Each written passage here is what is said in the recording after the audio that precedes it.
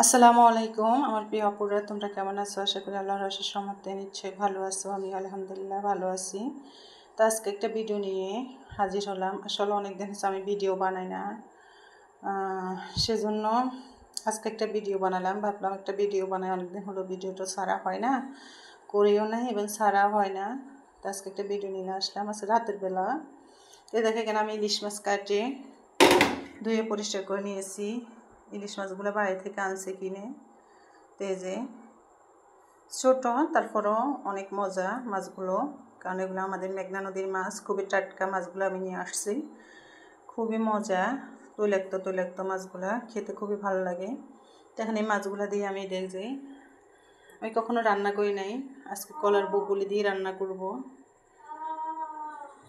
এই যে কলার বকুলি চিংড়ি মাছ দিয়ে খাওয়া হয়েছে আমাদের, বেশি মাছ দিয়ে খাই না। তো আজকে ট্রাই করতেছি, নতুন দেখি কেমন হয়।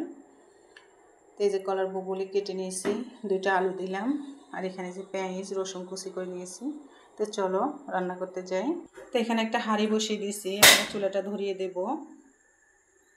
রাতের বেলা সেজন্য একটু অন্ধকার আসতেছে। যে হাঁড়িটা বসিয়ে দিলাম, এখন রান্নাটা বসিয়ে দেব। দিয়ে দিচ্ছি তেল, পরিমাণ মতো তেল দিয়ে দিলাম। দিয়ে দিব পেঁয়াজ এবং রসুন কুচি। তেলটা গরম হয়ে গেছে, এই যে পেঁয়াজগুলো ভাজা হচ্ছে। আসলে এতদিন আমি ভিডিওগুলো ছাড়ি নাই, আমার হাজব্যান্ড অনেক অসুস্থ ছিল, তো সেজন্য আর ভিডিও করি নাই। আজকে ভিডিওটা বানাচ্ছি, তোমরা অবশ্যই দেখবে আর আমাকে সাবস্ক্রাইব করবে, কারণ আমার ভিডিওতে ভিউ এবং সাবস্ক্রাইব কিছু হয় না, লাইক করে না। তোমাদের কাছে একটা রিকোয়েস্ট, আমার ভিডিওগুলো দেখবে এবং সাবস্ক্রাইব করে দিবে এবং লাইক কমেন্ট করে দিবে। এখন দিয়ে দিব পরিমাণ মতো লবণ, দিয়ে দিব পরিমাণ মতো হলুদের গুঁড়া,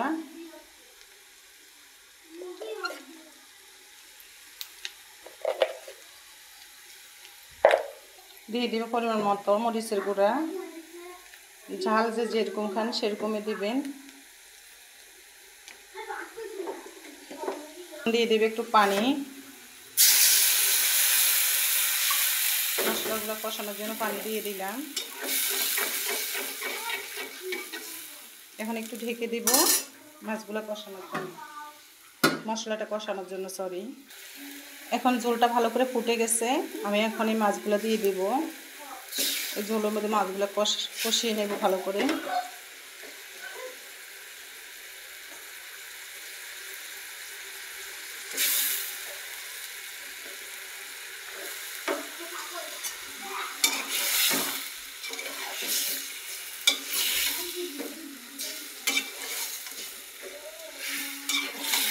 এই মাছগুলো আসলে অনেক মজা, আমাদের ওইখানের মাছ, মেঘনা নদীর মাছ, খুবই স্বাদ।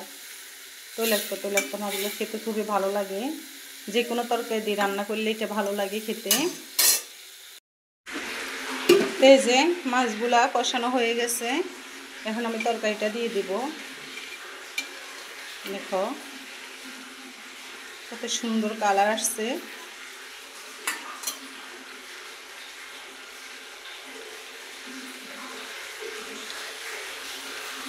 দেখো মাছগুলো আমি তুলে নিচ্ছি,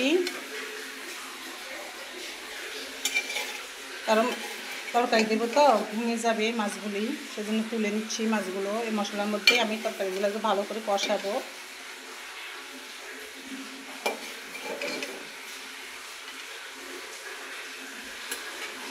এখন তরকারিগুলো দিয়ে দিচ্ছি, এই যে দেখো।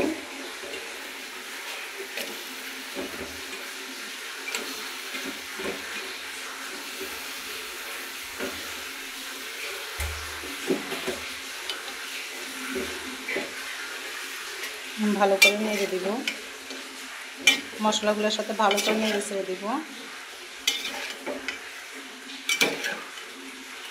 খুবই টেস্ট হয়, এইভাবে বগুলো দিয়ে অবশ্যই রান্না করে খাবে ইলিশ মাছ, খুব মজা।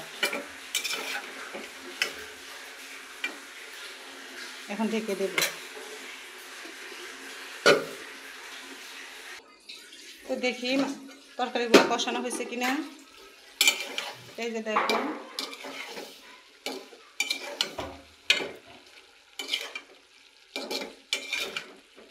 তরকারিগুলো প্রায় কষানো হয়ে গেছে। এখন মাছগুলো দিয়ে দেবো আমি। এই যে এই মাছগুলো এখন দিয়ে দেবো আস্তে ধীরে।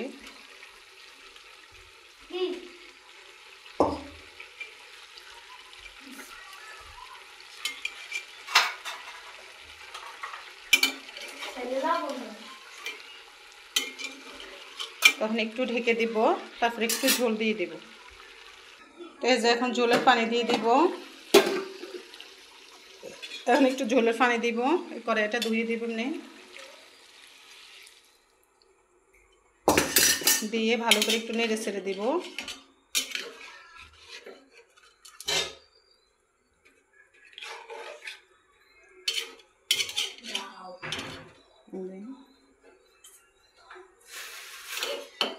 আর একটু পানি লাগবে, আর একটু দেব। আর একটু পানি দিয়ে দেব। হয়ে গেছে, আর পানি দেব না। এই পানির মধ্যে তরকারি সব ভালোভাবে এমনি তো কষে গেছে, সময় লাগবে না, তো হয়ে যাবে। এখন ঢেকে দেব। তো হয়ে গেলে তারপর তোমাদেরকে আসল লুকটা দেখাবো।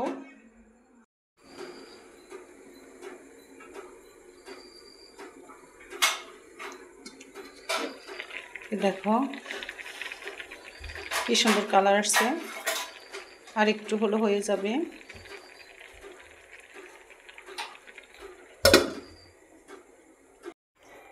দেখা পুরা আমার তরকারিটা হয়ে গেছে, কি সুন্দর কালার আসছে। লুকটা একবার দেখো, খুবই লোভনীয়, খুবই মজা। দেখো কি সুন্দর। বগুলিগুলা আমাদের এলাকায় এগুলোকে আমরা বগুলি বলি, তোমরা কি বলো অবশ্যই জানাবে। কোন এলাকায় কি বলে তা তো আমি জানি না, কিন্তু আমাদের এলাকায় এটাকে বলে বগুলি, কলার বগুলি।